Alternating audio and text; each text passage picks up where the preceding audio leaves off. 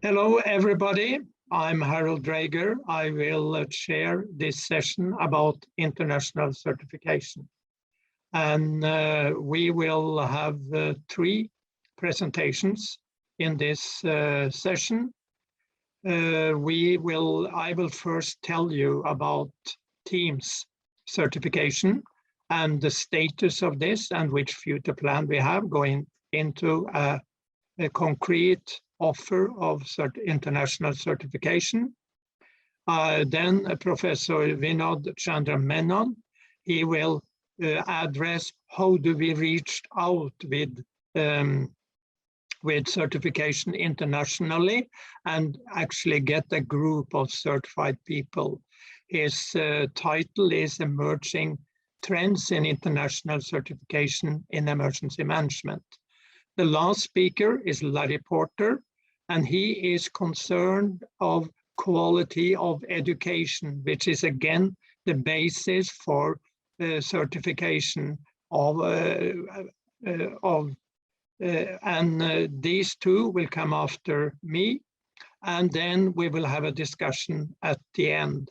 So please post your comments or questions during all three presentations. I try to be short such that we have time for doing a discussion at the end, because I think certification, it is my baby now, and I will tell you a little bit the background, why we have developed it, the stage it is in, and how we are doing with this and our future plans.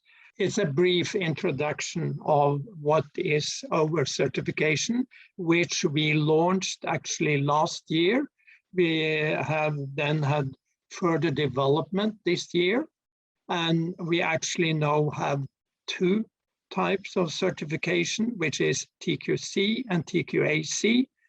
The first one, TIEMS Qualification Certification, and the other one, TIEMS Qualification Associate Certification. I will explain the background of both of them.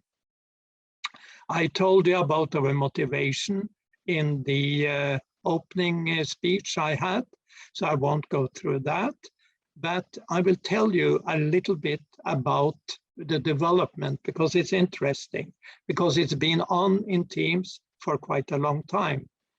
And the reason for that is both we work, all that has been done with this development is actually voluntary involvement by a lot of TIEMS people. Actually, the idea to start with an international certification in TIEMS came about when we had an annual conference in Korea in 2006. And since then, around 300 experts from more than 40 countries have over time been consulted during this development.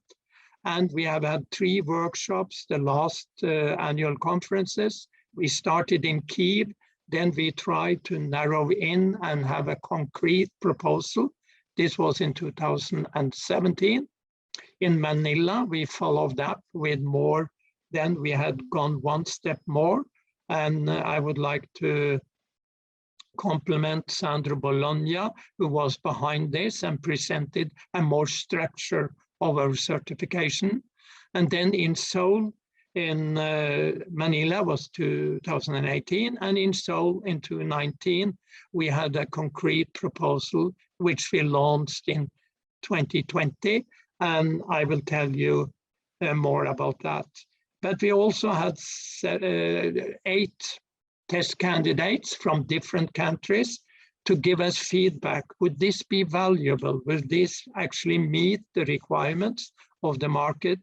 And they gave us a valuable feedback, which changed the whole concept over time. And well, as soon as we launched the certification, which we call TQC, we got applicants from people that really didn't have any experience with emergency management. So we thought we need to also give these people an opportunity. They have good education.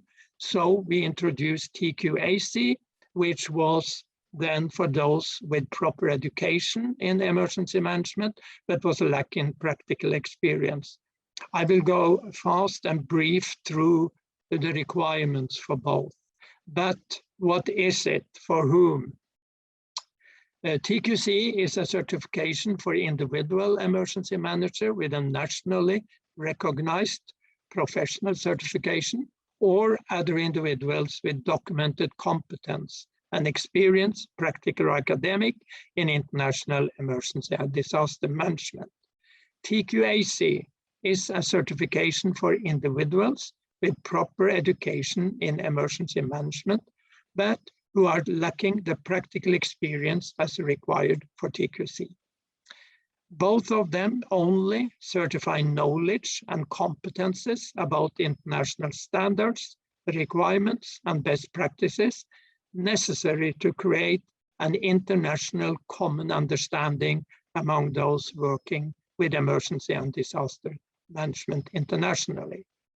And we believe that this can promote global competence in emergency management, share best practices, support international collaboration, and also lead to an international common language, knowledge, and understanding of emergency and disaster management.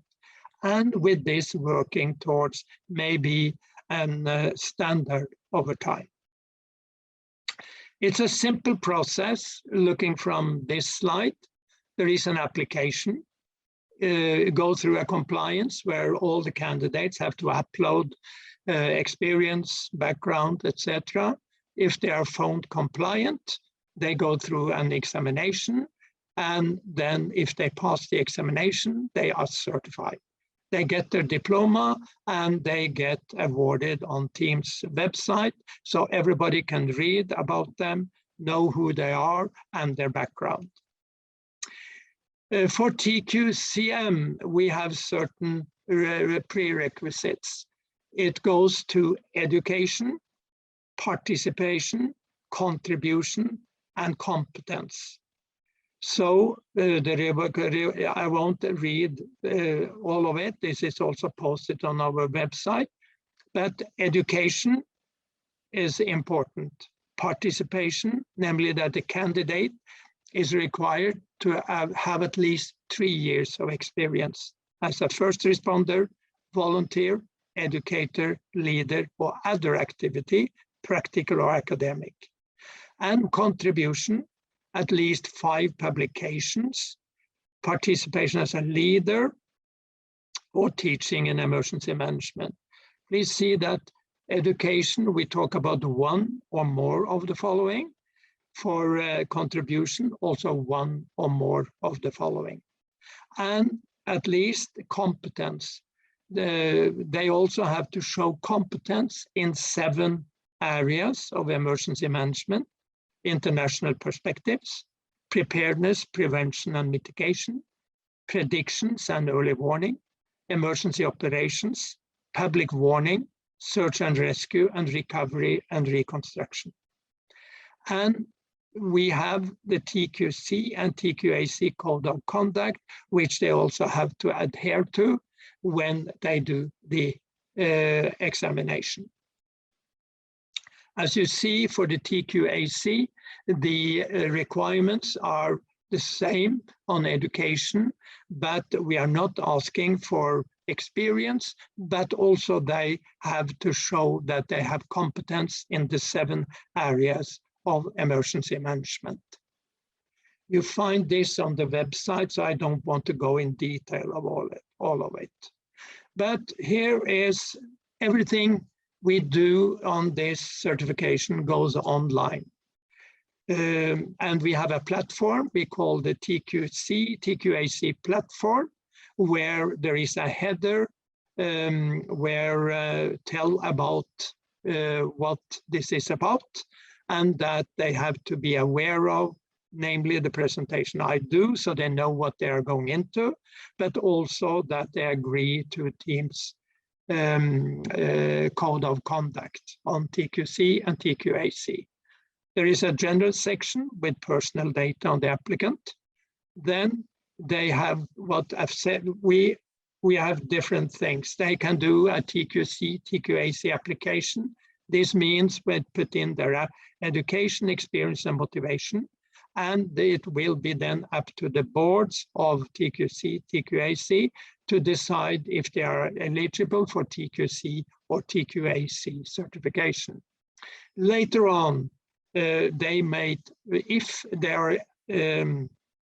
certified with TQAC, they might be later, when they have experience enough, upgrade this to TQC. So there is a section for that, and also a recertification section, because the TQC, they need to recertify after 3 years. All this is in the application form where they apply, so everything goes online. So how do we look at the applicants? We have established actually 3 boards, and plus a board called the TIEMS Academy Board. We have a certification board which value the application to see, can this candidate continue and with the possibility to be certified. If so, we give the candidate access to the TQC, TQAC platform, and they upload their experience, background, etc. And this will be evaluated by the compliance board. When the compliance board find them compliant, they will be turned over to the examination board, which will set them up for an examination. And if they pass the examination, the certification board will award a diploma for being certified. Here is a list of what the TQC applicant has to upload. I mostly told you about that, about a curriculum vitae, which address contact information, work experience, education and training, language skills, and other important information. And also copies of diplomas, etc. And one important thing, a competence area summary, where they will demonstrate knowledge in the 7 competence area. Concerning the TQAC, do mostly the same, but they need only to demonstrate knowledge in 3 of the following 7 competence areas. And this is a platform, what we call the web platform, which is made on the Moodle, and they get there when they're uploaded. They get access to the platform, they find more information, the candidate certification guide, examination guide, and they have to answer the examination questions. And the boards, they can involve and follow what do the candidate upload. They can advise the candidate, so he will not be left alone, but will be advised all the way towards his or her certification. We have also established, as I told you, a TIEMS Academy. Here you find some academy contains today educational material and programs from TIEMS international events.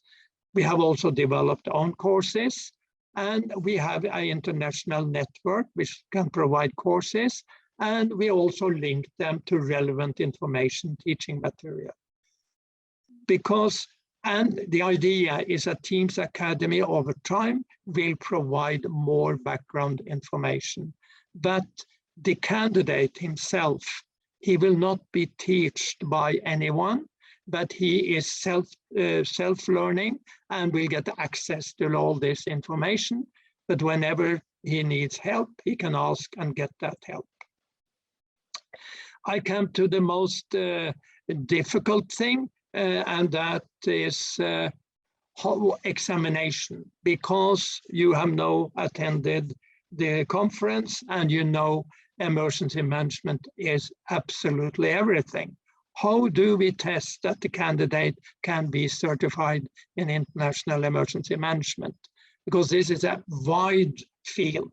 What we have done, we have said, okay, we have picked at this time 4 areas with questions, both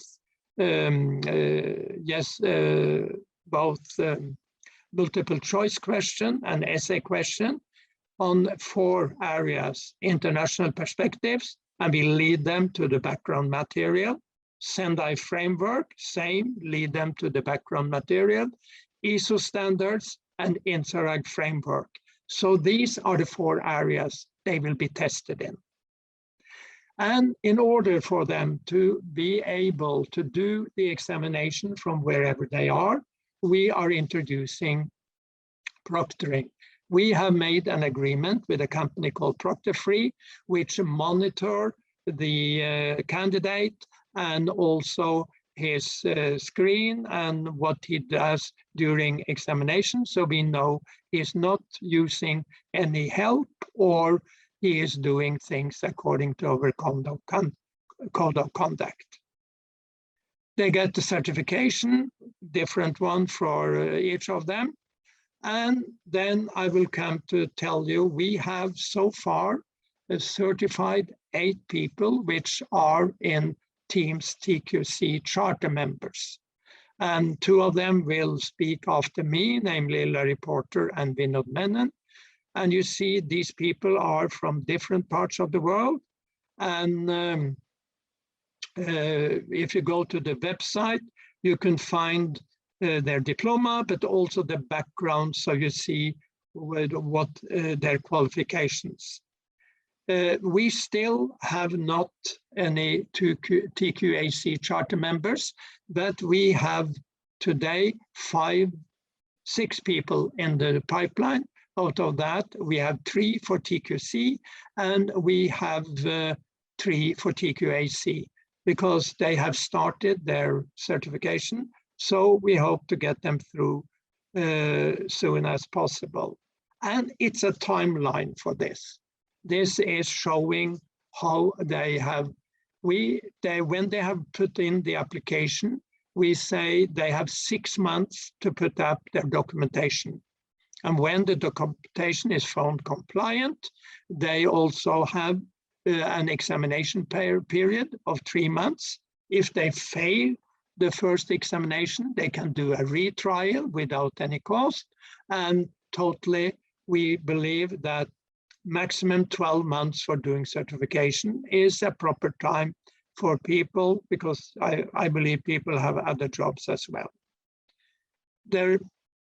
One requirement on economy is that they have to be TIEMS members. So before they start, they have to be TIEMS members.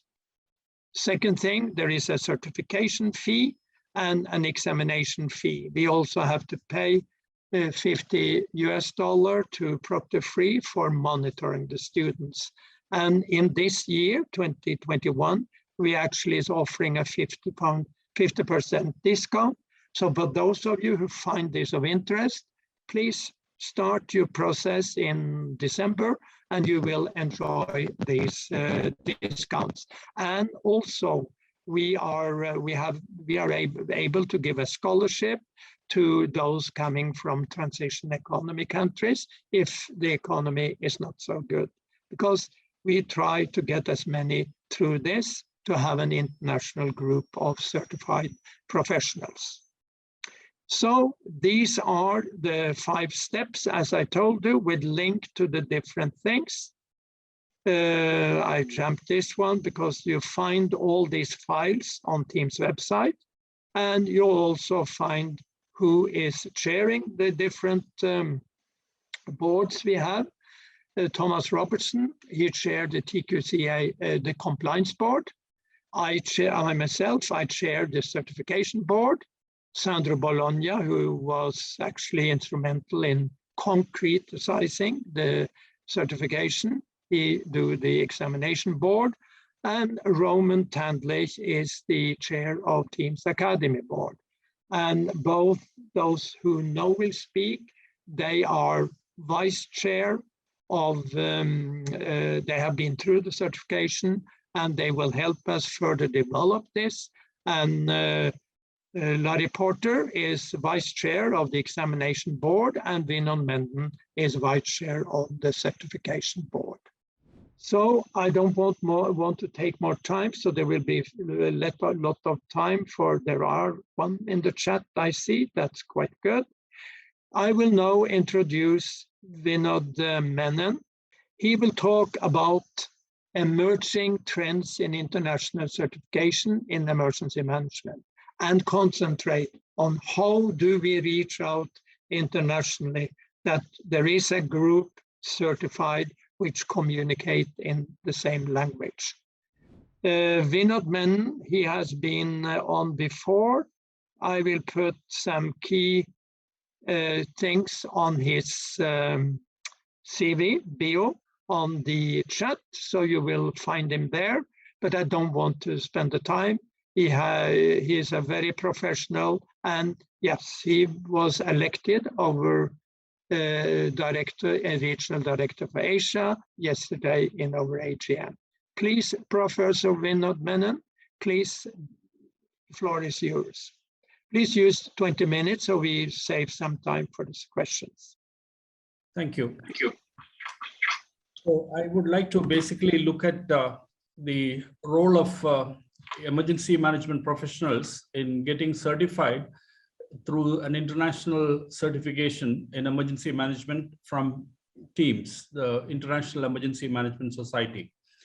So if you really look at emergency management professionals who are multidisciplinary, professionals with different skill sets, they are humanitarian assistance workers, humanitarian aid workers, first responders from the fire and emergency services, also representatives of civil society organizations, police, and armed forces, paramilitary forces, and various other organizations, including various stakeholder groups and corporate executives, etc. And there is this network called ALNAP based in UK, which estimated in 2008 that a number of humanitarian aid workers, in the world, were at that time in 2008 were 210,800 people, mostly working in NGOs and UN agencies and donor organizations, etc. And there is an article which was published in 2008 by Stoddard, Hammer, and Di Domenico, which mentioned approximately 595,000 aid workers from development organizations. So actually, even this number is very small. In effect, there would be probably a few million people working in the field of disaster management and emergency management, if you include all the first responders working in civil defense, home guards, fire and emergency services, police, and other organizations which are responding, including armed forces, paramilitary forces, etc. And it was also estimated that this number would be growing annually at about 6%.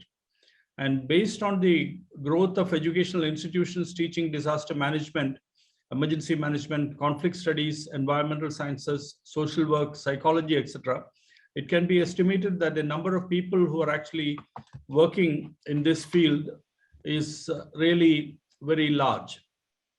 So we really see that there is this, large number of people who are working in humanitarian assistance field as humanitarian assistance practitioners, aid workers, first responders, doctors, nurses, paramedics, emergency medical technicians, ambulance and blood bank staff, social workers, psychologists, civil engineers, structural engineers, geotechnical engineers, computer scientists, data scientists, modelers, architects, geoinformatics specialists, meteorologists and climate scientists, government officials and elected representatives, corporate executives, staff of NGOs and donor organizations, media professionals, you name it. You find that almost every sector, the people are now working in emergency management. And COVID-19 has shown us this, that there is a need for, all professionals, all stakeholder groups, including elected representatives, government officials and others, to also understand and work in the field of emergency management and disaster management. So there is a need for capacity building, and it is becoming more challenging. The sector is becoming more challenging. It's multidisciplinary, transdisciplinary, interdisciplinary, and there is a need for understanding that emerging complexities in disaster typologies. Anything can happen anytime, anywhere. And there is a need to be prepared. And we cannot anymore solve today's problems with yesterday's solutions. And that is where, the kind of certification in emergency management is becoming important. And it is becoming everybody's collective responsibility. And all disaster management professionals and emergency management practitioners need to have competencies to prepare for, respond to, and recover from disasters, climate change, and extreme events. And many universities are conducting academic programs in disaster management, emergency management, conflict studies, etc. And we also have many social workers, psychologists, psychiatrists, people who really feel that psychosocial support and mental health care is becoming very important. Institutions and professional networks like International Association of Emergency Managers, IAEM, and the International Emergency Management Society, TIEMS, are two institutions offering certification in emergency management. And I understand that Dr. Larry Porter, who is going to speak, in this session along with me and Harald, is also certified as a certified emergency manager from IAEM. They offer the CEM, the Certified Emergency Managers Certification. So the International Association of Emergency Managers started in 1952 as the US Defense Council, Civil Defense Council, and it became the National Coordinating Council of Emergency Managers, NCCEM, in 1985, and the IAEM, International Association of Emergency Managers, in 1997.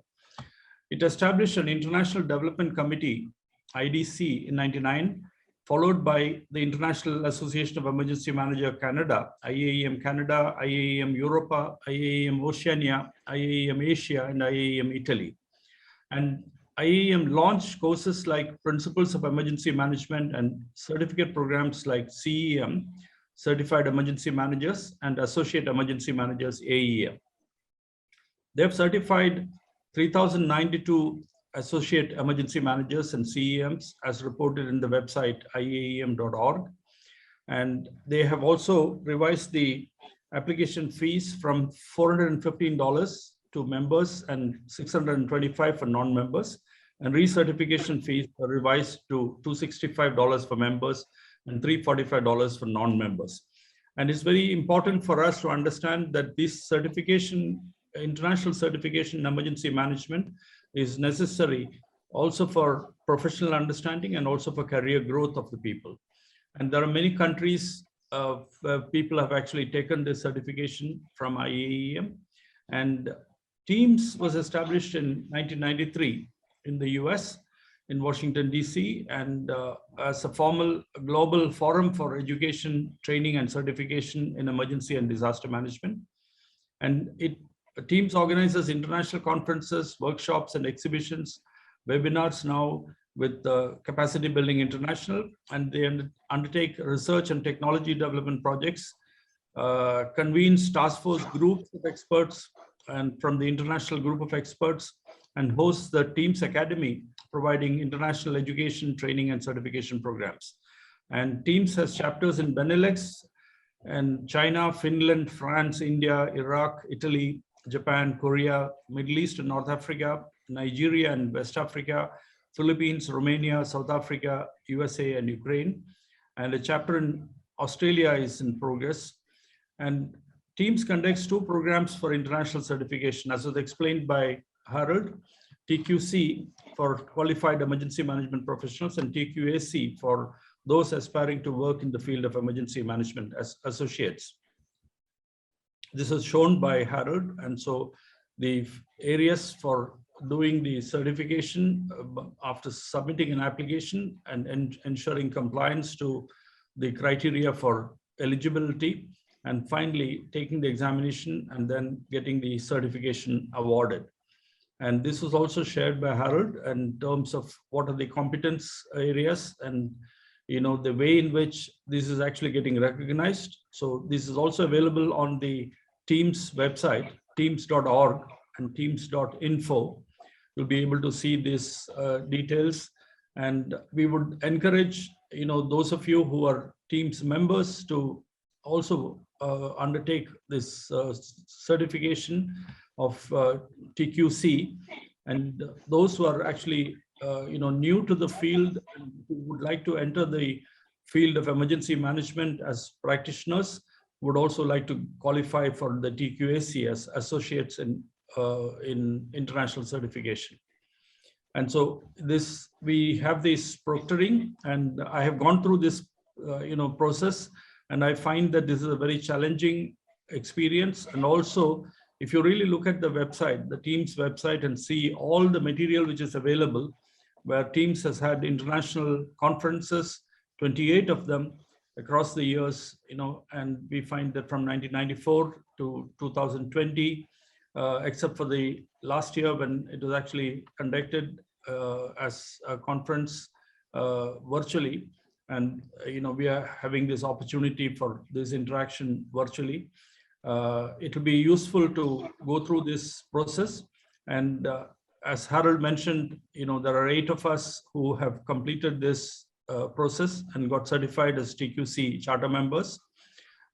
We would encourage all those who are interested to participate in various TIEMS events in the TIEMS Academy and participate in webinars, attend the webinars, and also address the webinars if you have the interest in addressing specific problems and discuss issues. And I would like to take this opportunity also to encourage faculty members teaching emergency management and disaster management to also look at participating in various activities, including the faculty development programs.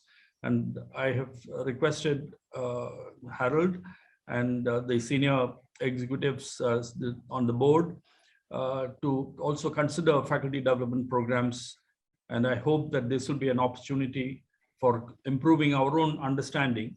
And as many of the presentations we have seen today and yesterday and day before, there is a need for improving our own understanding of emerging trends. And, we need to be professionalizing the sector. Thank you very much for this opportunity. Thank you. Thank you, Menon. This next one is Larry Porter, and he will address education. I just have to take up the title. And the title of Larry Porter is Validation of Quality Emergency Management Academic Programs through Assessment and Accreditation. And this is a very important subject. So, because we need to teach properly and the right things. And I like to mention that Larry has also been very contributive with references to material in TIEMS guide to the certification. So the floor is yours. I will put Larry's brief CV in the chat, so you will find it there. So we spare some time. Floor is yours, Larry. Thank you very much. The title has been explained. The history of work is parallel to disasters. We didn't start education about emergency management until we found what we needed to learn more in order to respond effectively. So we have seen the maturation of training, of education and experience, and there is a difference between training and education. And work in the field will give you experience. The primary attributes for getting hired in a job in emergency management is primarily, still, historically, experience. And hiring emergency managers, hiring people under them, would like to see them trained in the field, either fire background or search and rescue or emergency management services, something, as a preference over education.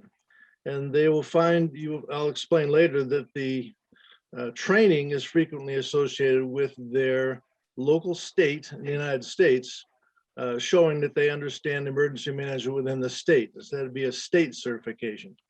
So this talk is about the education process more than the certification process. So what are the personal attributes that hiring people like to see? They like to see letters. They like to see indications that education in the field and training in the field shows in advance that the person has knowledge of the field. I went to the website for the higher education program of FEMA, and in August saw that there were 330 emergency management programs. They are also tracking Homeland Security programs, and they're tracking the certificates offered, the associates, the bachelor's, the master's, and the doctoral degrees. The field of the 330 is programs, not institutions. And these programs have been developed primarily autonomously. The Federal Emergency Management Agency, FEMA, has not dictated what should be in any school's emergency management program. Similarly, the Homeland Security programs. So they have said, the school has identified a person that they want to be the director of the program and said, design something, get us going in emergency management education. Consequently, the variety across the nation and indeed across the world is all over the map, if you'll pardon the pun.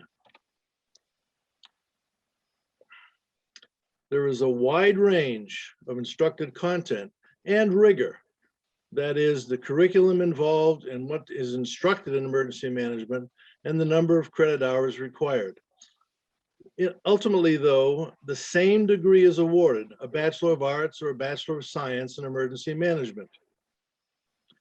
But a student that goes to a school that offers a program which requires, for example, 12 credit hours of core content in emergency management versus the student who goes to a school that requires 45 or 60 credit hours in emergency management, the students both graduate with a degree, a Bachelor of Science in emergency management, but look at the difference between the students learning in the field.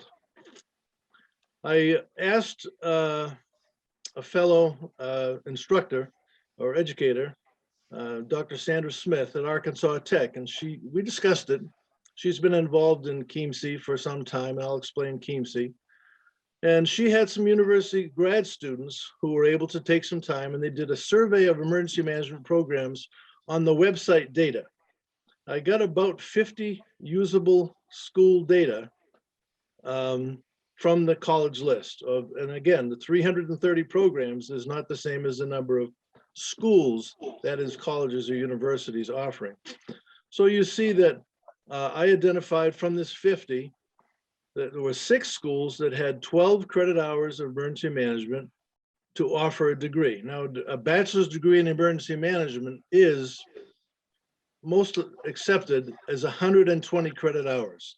Now, those credit hours range from English and math and whatever, ethics, a wide variety of programs, depending on whether it's an arts degree or a science degree. And so you see the numbers, and down at the end on the right, you see that there are 2 schools offering in excess of 60 credit hours, Arkansas Tech being one of them. They're one of the oldest programs offering emergency management education in the nation. They have done very well in maintaining their standards. So KEMC was a discussion amongst educators in emergency management that were attending FEMA-sponsored at the Emergency Management Institute in Emmitsburg, Maryland, an annual symposium for higher education program directors and instructors.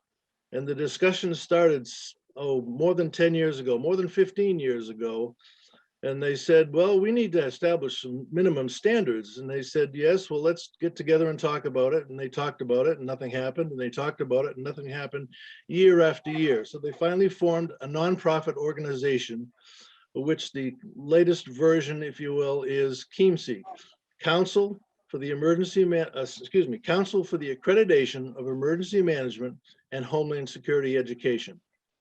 And we have discussed and established standards, minimum standards for what we consider quality credit hours requirements for emergency management degree. So a minimum of 24 credit hours of emergency management content, core emergency management, talking about response, recovery, mitigation, risk assessment, vulnerability assessment. The range of topics in emergency management, as you know, is very wide. And 6 credit hours can be in directly related content. And I've given a list of the kinds of things that are directly related to emergency management. Certainly, if you get a course in graphic emergency management systems, you are better acquainted with how to manage a disaster. Letters. People see letters after a name, and it helps to, as I said, give an indication of the capability of the person. So letters after a person's name, and my son works in cyber, I should know this. He's a network engineer, and he has several certifications in the cyber world, and I don't even know what they mean, but he has letters. And to get those letters, he had to take tests, he had to have training, and they are very recognizable within the field. What are the letters that are recognizable within the emergency management field? CEM is a highly recognized credential, but it took several years, it took many years. It's over 25 years that CEM has been in existence. And it took many years for that credential to become recognized and desirable. So how do you get those letters? In an academic, you can get, many people have an MA or MS after their name, indicating that they have a master's degree. Certainly people that have a PhD or a Doctor of Science, a DSc, or an MBA, they're very proud of it because, as I can attest personally, it takes a lot of effort to become a PhD. That denotes completion of a formal program. On the practitioner's side, TQC, CEM, now CISSP, Certified International Security Specialist, professional. CBCP is also an emergency management, but it's more of a business continuity credential. But it denotes a level of experience in the field. Certification, and I will discuss accreditation, but certification is a third-party recognition of an individual's level of knowledge or proficiency. It denotes proven training and experience. It differs from licensure. Accreditation, similar to certification, accreditation, institutions are accredited. Every college, and I've shown you the map of the United States, and these are the accreditation, regional accreditation programs. New England, for example, is New England Association of Colleges and Universities. And I don't have the acronym exactly right, but each of those areas have an accreditation program which accredits the school, the college or the university, but they don't accredit the programs within the college or university.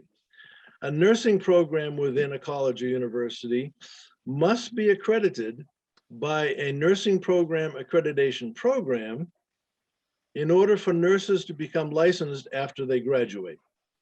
If you don't graduate from an accredited nursing program, you may not become licensed. It's as simple as that. Few emergency management programs are accredited because there's no requirement for emergency management to be an accredited program. There's no requirement for academic program graduates to become accredited. it's just a separate issue. And as in certification, accreditation is a third-party process, a formal, detailed assessment procedure, which requires many man-hours within the institution. It requires a self-study in which they report evidence of quality, statistics of graduates, how the graduates have done in the world after they're getting their degree and so forth, before the the external evaluation by an accrediting agency. So KIEMS efforts are similar to IAEM's CEM program and to EMAP, Emergency Management Accreditation Program. That is not an education assessment, that is a community or a jurisdiction assessment. Colleges and universities can have an EMAP experience, but it's not an education assessment. It's an assessment of, is the university have sufficient plans to prevent a disaster at the university. Same for states, EMAP, and communities, cities within states get EMAP accreditation. Both programs were slow ramping up. For EMAP in the beginning, it was $6,000, more than $6,000 for the process. $6,000 for a town or city is not chump change, and it required, again, man-hour efforts. So over time, it became visible and there became notoriety of the program, and that's good notoriety, not bad notoriety.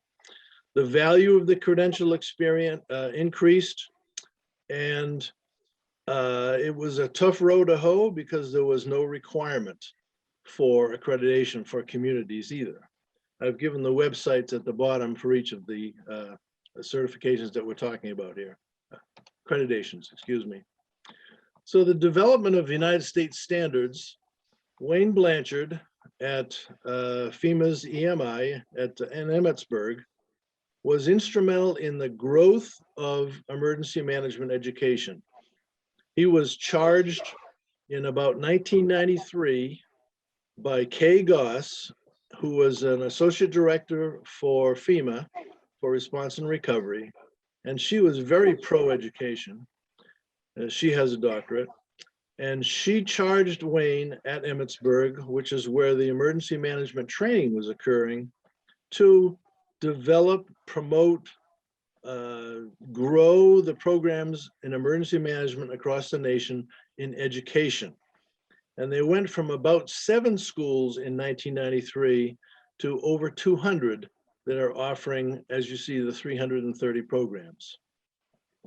The higher education symposiums I discussed started in 2004 and got more and more formal, and finally had people step forward and say, we want to be part of this process. There was an emergency management focus group that FEMA paid for to come out and meet in Emmitsburg, and they wrote up a accreditation recommendation. There was a group of 3 that examined those tenets of assessment and went further and expanded it into what's called the next generation core competencies.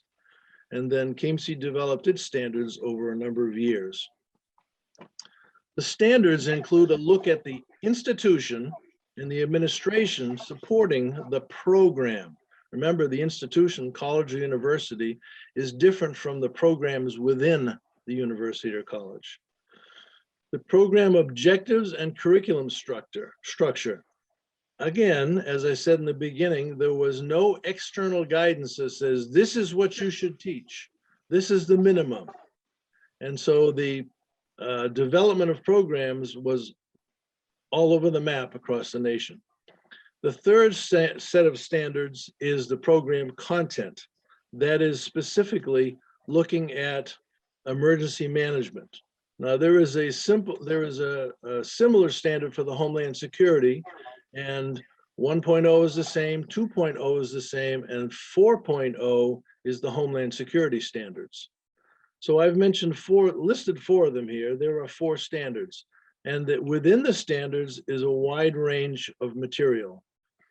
The next slide is going to talk about the foundations of emergency management, and these are 7 tenets that the accreditation process looks at to see if they're covering the range of emergency management instruction.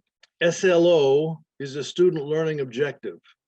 It's important to cover the range, or a wide range of emergency management. It's important to have all of these instructed to the students during the classes that they take. So what population values experience?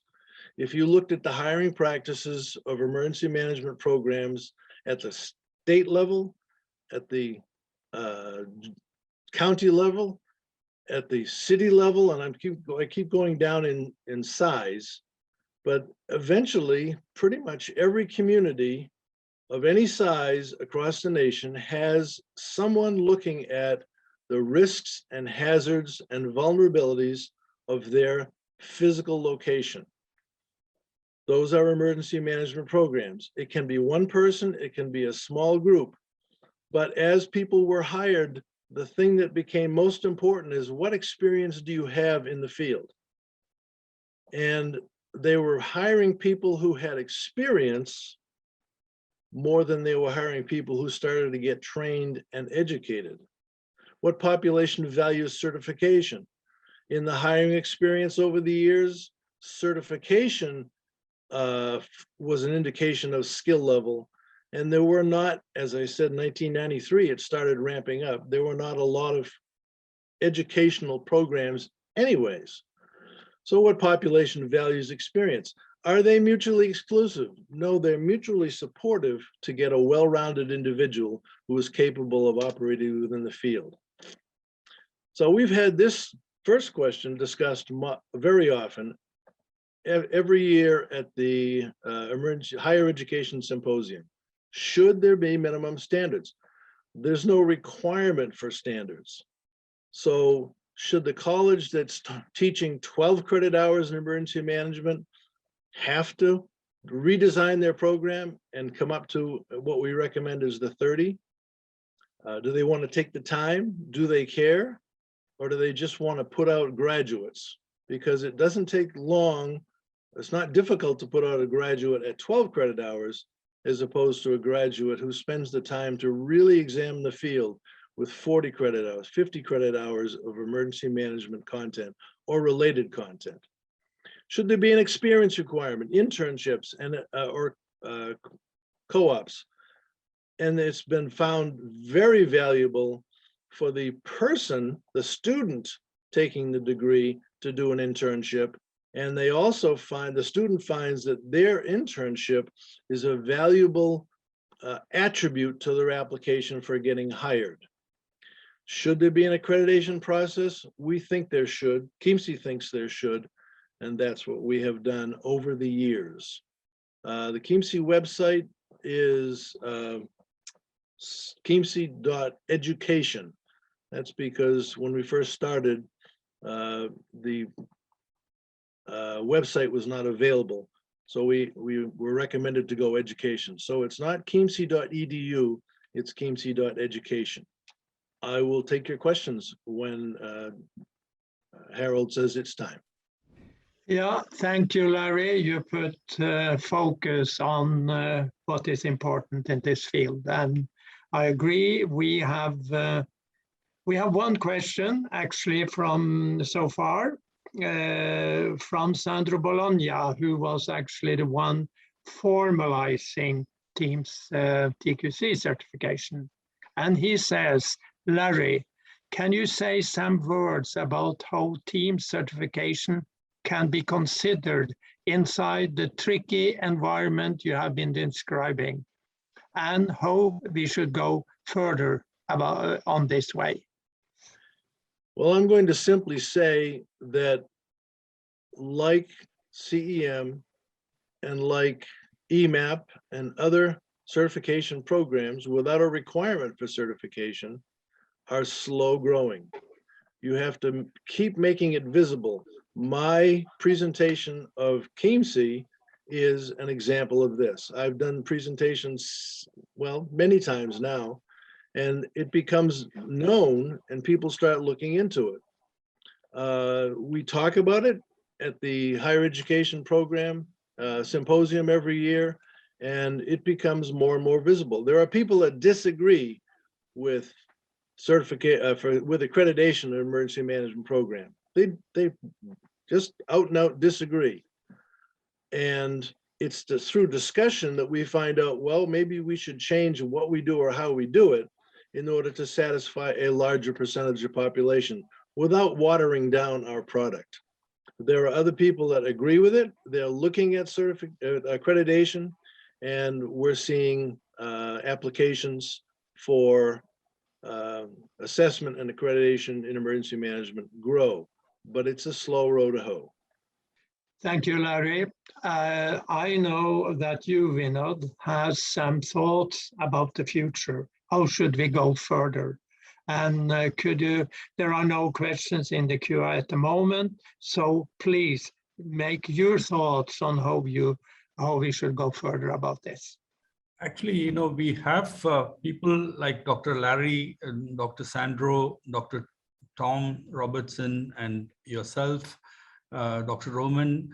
I think that, probably the next annual conference at EMI would be a very good opportunity to interact with FEMA and EMI to see whether, this possibility of what Dr. Larry was mentioning, accreditation with KMC and EMI, and possibly looking at their concurrence in accepting this process as something which is valid for humanitarian assistance practitioners and emergency management professionals would be a good idea.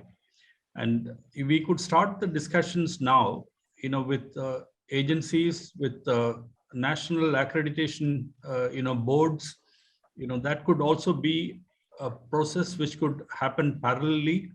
And maybe next year, when you have the annual conference, when we all get together, we could actually have one session which looks at this whole process of certification, recognition, accreditation, and Dr. Larry and Dr. Sandro could lead that. I think that would be one opportunity. Yeah, thank you. We actually had that question from Sandro. He said, should we do this every year? And we have had a little session now since 2017, and we are growing our understanding and our professions in this. And myself, I believe in cooperation. And I just like to mention one thing. Larry told you that Kay Goss, she was the one really for putting this education in focus on emergency management. And we recognized that when we started TIEMS US chapter.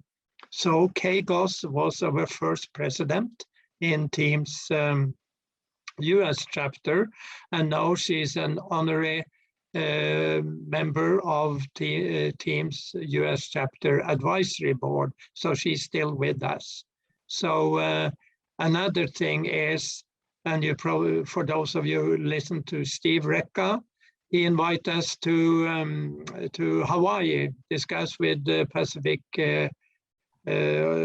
Disaster Center. And we also know that next year we will be at the Emergency Management Institute outside Washington, together with FEMA. So we will extend our cooperation both with FEMA, with PDC, and also with universities, because this is not something you go alone. And in this respect, Per Eriksson have come up with a question that I hope both of you can address. He say, would you please say something on the need for research specifically supporting this training and education? Who would like to go first? Well, yes, there's a need for research. I don't disagree at all. If you're designing a program, I would hope you are not doing it in a vacuum. But there are programs that were developed in a vacuum. I was part of one in a previous college where they were designing a master's degree in business continuity. And there's like no recognition other than an MBA. There's no recognition that education for business continuity is a requirement. So they tried it. They designed the program. We designed the program. I was part of it. But the university did not stick with it long enough for it to become recognizable. We had several students. They started the program. I don't remember if they graduated or not, but you'd better research the field you're trying to teach in. And certainly TIEMS has been doing its research, not only with individuals, but designing accreditation process in the first place. I think that's it. Vinod? Yes, I think that, we are seeing a lot of very interesting in multi-organizational research happening with EU-funded research happening in like the Horizon 20 and also the new calls which are there. It's very interesting to see this kind of research feeding into training and also certification, because I think there is a need for these to happen together. And so the RTD, which TIEMS has, research, training and development, is very interesting combination of all the three applied areas. We need to have more of university interfacing and also corporate interfacing and donor interfacing, because these three are very important. Universities, corporates and donors, we need to work with all the three, because multi-stakeholder engagement is actually, I think, the road ahead. We need to work with all partners, and research becomes important because research should actually identify and address the critical gaps which we are seeing around us. And all the presentations, I was seeing and listening to the presentations which are identifying some of the critical gaps. And we need to really see how research can actually focus on those areas where these critical gaps can be identified and addressed. So we see also a lot of platforms coming up, whether it is through FireIn, which was presented today, and the Fire Log and also the Fire Res and many others, including the Impetus. Some very interesting presentations will be happening tomorrow on the Impetus, and I think there is a lot to learn from that. Yeah, thank you. There are no other here. I would, I'm very also concerned the TQC and TQC as it is today. That's a start of this certification. The idea and the goal was also that we should seek accreditation when we were ready. And in order to prepare for that, I went and talked with the Norwegian Accreditation Authority, told her, there was a lady, and I told her about what we were doing. And she found it very interesting, but she gave me one advice. That was, accreditation is a long process. It might also be an expensive process. So you better get some experience with your product, with people being certified and learning from that before you start an accreditation process. And I think she's right. So what we are doing at the moment, we are trying to get more people involved in the certification. I had a course actually telling about the international certification for École de Mines school, and I think there was about 15 international students, and I think they don't have any experience, but they had the proper education. And I felt there was an interest that when they leave the university, they need also to have if they can have a certification telling that they are proper, been through an examination, it might help their career. And I think SEM, you mentioned SEM, Larry, and I think today, actually, it might be a requirement in US to become an emergency manager, that you are SEM certified. Can you say something about that? Yes, I can. Actually, some schools, because part of the certification requirement for CEM is experience, like TQC.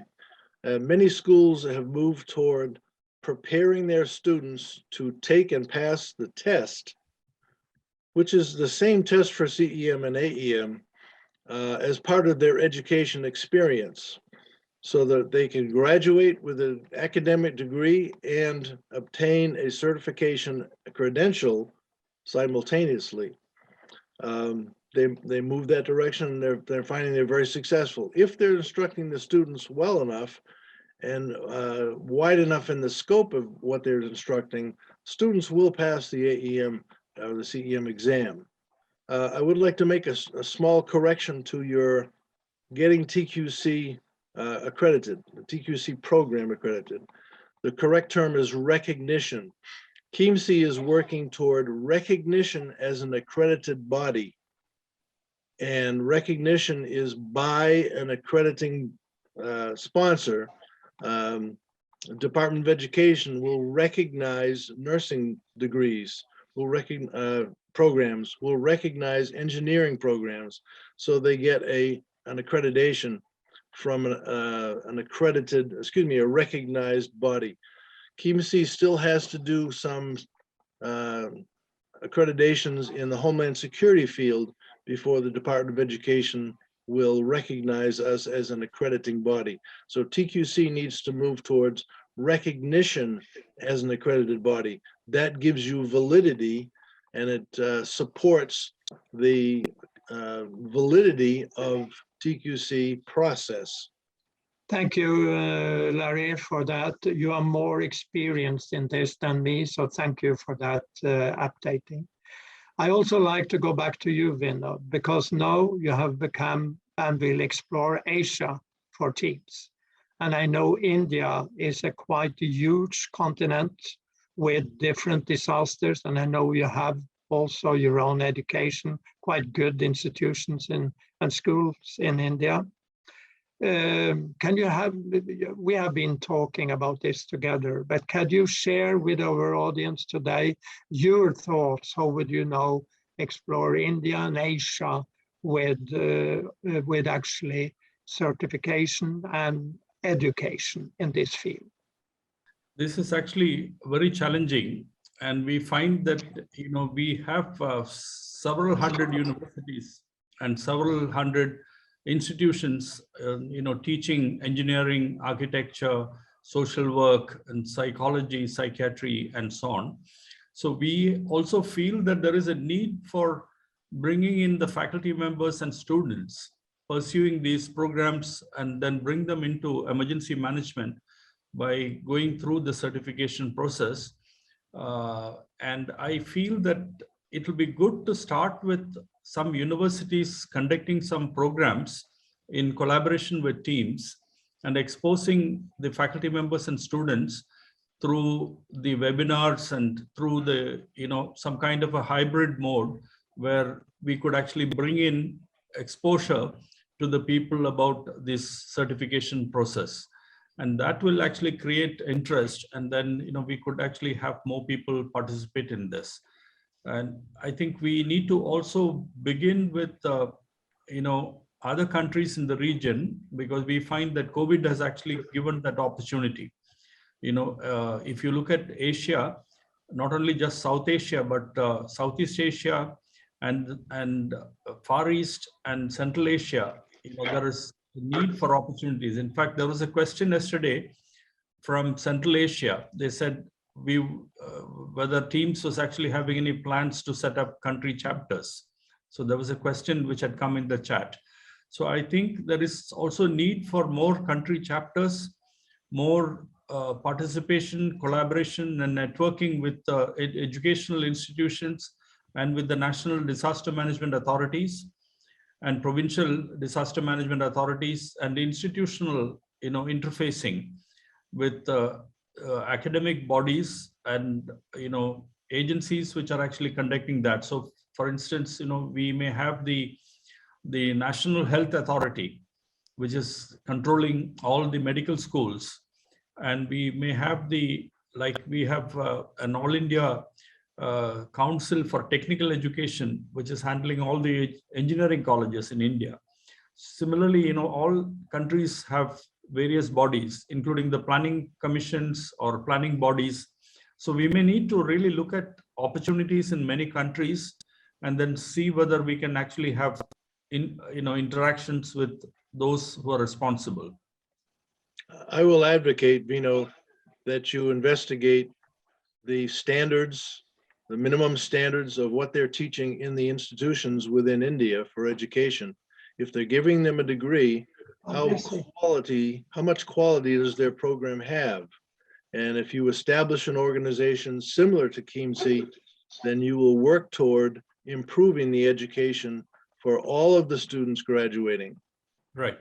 That's a very good suggestion. In fact, we would like to really understand those 4 standards which you mentioned, including the Homeland Security standards and, what you mentioned as 1.0, 2.0, 3.0, and 4.0. I was taking notes, and I think we need to do that for all countries. The website, TIEMS website, does have the latest draft documents will be adopted very soon, but the current documents for accreditation and for self-study are available on the website. Our bylaws are also there if you wish to look at that. Sure. Thank you. Thank you, Dr. Larry. Thank you. We have had no further questions, nothing in the chat. This has been very interesting, and we should repeat this also in our coming conferences. So we develop all the time. And what my thoughts are, we now have a basic certification with examination in certain areas. We have selected 4, if you remember from my presentation. I see that one thing we need to do is also look into what other areas should we add in this and having examination. Maybe also looking into wildfire, looking into other type of risk where we also can provide some certification in these areas. I know they have their own education and maybe also certification, but what we like, at least in my mind, to have TQC like an international overview. So even if you are SEM certified, if you have national certification, you could add on our TIEMS international certification to your credentials. Which is why I pursued TQC. And I advocate continually that TQC should focus heavily on international, not national. Yes, you're absolutely right. We have another comment. Let's see. Harald, can I also make 2 suggestions? One is that, the need for some kind of a faculty certification or a faculty quality improvement program for people who are teaching emergency management in many universities and many educational institutions, including schools of medicine, schools of architecture, engineering. It will be useful if we could consider that from TIEMS as a short duration program for faculty members to qualify and attend, participate, and then get certified. We could consider that, and that's one. And second is that there is a whole lot of content available from all the 28 annual conferences of TIEMS on the website. So it would be useful if we could actually have these widely disseminated for people to also access for members, as well as, recommend people who are practitioners in emergency management to look at the content which is there, for so many annual conferences and workshops. It will be very useful. Thank you. Yeah, thank you, Vinod. And I like to add too that I have also requests from the Middle East, from Dubai. We have a member in Dubai who is certified. His name is Nail Momani, for those of you who know him. And he has a request to actually train and certify police candidates in the Middle East, and he wants some program for them. So we often get questions like that, not necessarily do the whole TQC certification, but certify or do programs that are actually fit for those kind of candidates. So that comes up all the time. We got a comment and we got 2 questions. The one from Sheila. She say, I'm highly interested. Can we keep nurses in mind with this developing faculty training? I thank you in advance. You have a comment to that, Vinod?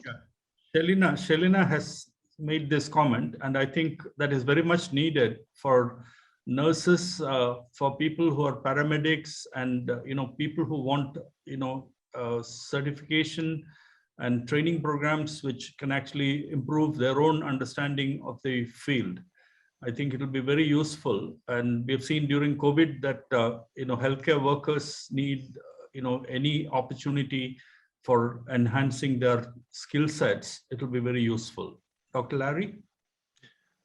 I will say, in terms of qualifications of instructors, as the question was posed in question and answer, the TIEMS accreditation assessment looks at, or actually requires the institution to report, or the program to report, the qualifications of the instructors in the program. How many, if any, are full-time?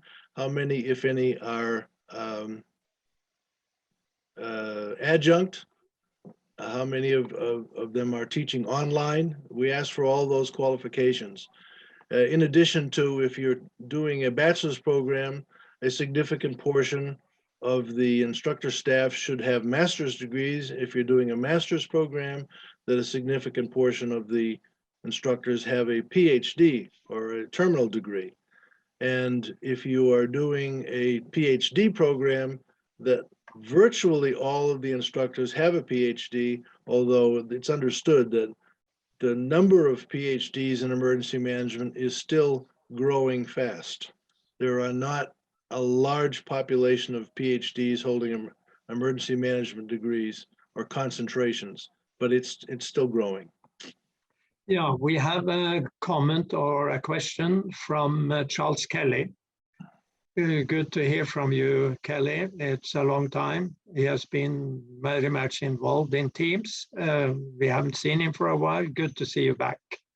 But he says, note that the system for international humanitarian assistance can have significant differences from the system used within a country by the government or other national stakeholders. There is a convergence, but a lot of diversions. The distinction should be considered in framing the certification focus and content. As Dr. Porter noted, for the US, there are a number of opportunities to get academic and professional certification in the range of specialization in humanitarian assistance. Actually, Chandra has commented that and says national certification is considered as a prerequisite for TIEMS certification. So we are taking that into account, that they have a basic. We like what you have done, Larry, take it in addition to your other certifications. But would any of you like to comment on this? Well, then we should go to, we are closing in on 5 o'clock. And I think we have had a very good discussion. And would you like to say some final words, Vinod? Start with you. Yeah, there is another comment from Shelina. Yeah, you can read it. Yeah, she has said that since COVID, I have taught licensed practical vocational nurses here in Southern California, USA. As a Hurricane Katrina survivor and a healthcare worker, I have seen all the gaps within both academics and the professional field. Higher education has caused many of us not to be able to move forward, yet many of us have real world life experience. Can we take real world experience just as important as higher education? Textbook is not real life. That's a comment from her. But that is actually, if you read the prerequisite, that is actually not only requiring education, but also experience or experience. So look at that, Shayla, and we would welcome you to start certification. Yeah, and thank you very much. I would like to really compliment Harald for all the effort which you have been taking in conducting this session on certification, which is very important. And I feel that, you know, more and more people in the humanitarian sector and also all those who are supporting emergency response, you know, in different disaster typologies would need to also go through this certification. First responders, emergency practitioners, civil society people, in corporate executives, and you know, even housewives. Actually, you know, we find that there is a need for a lot of educated people who want to come into support as volunteers, you know, participate in understanding more about what's happening to our you know, planet, both in terms of disasters, climate change, extreme events. You know, I feel that actually this is an opportunity, and I look forward to continued interaction with all of you, and also contribute in our own ways to improve the quality of professionalism within the sector. Thank you. Thank you, Vinod. Some final word from you, Larry. Well, it's been my effort to improve education and emergency management. And when I point out the example that I gave, that you can get a degree with a lesser effort or a degree with more effort in the instruction in the field. Hiring entities are not aware usually of the differences in the applicants in front of them. They don't investigate how much emergency management core content have you been instructed in? What is the range of it? You know, some hiring people will look at a transcript, but most probably don't. They're probably more interested in their internship or research, or excuse me, not research, but their experience, than they look at the range of content in the field instructed to them. I also would love to quote, tell you one of my other important things. We don't have any requirements for emergency management. Now, the hiring institutions, the jurisdictions now very much desire that their emergency managers get CEM or at least AEM, and the difference being the education requirement. But I maintain that when we have a disaster and someone's child dies because of a decision by an emergency manager, that community, that jurisdiction, that emergency manager, the mayor, they're going to get sued, wondering how that decision was carried out by a person who hasn't been well educated or certified in the field. When that happens, you're going to see a movement toward, well, we better make sure our people are certified, education, credentials, have experience in order to not get sued if they make a poor decision. Thank you, both of you. I think we had a good discussion. We will continue this. We will strive and work towards improving whatever we do. And I like to end the session, but also remind you, we start 10 o'clock tomorrow, and the whole day tomorrow is devoted to the Impetus project. So you will understand, after tomorrow, you will understand This is about smart cities and how to make a smart city resilient. And teams participate in this project, but we have no presentations tomorrow. Our role in this is actually dissemination and communication, which we do tomorrow through TIEMS annual conference. And we also invite other projects to do the same, devote time to really go in details of the different projects. Thank you all for attending, and I hope to see you tomorrow for another day of TIEMS annual conference. Thank you. Thank you.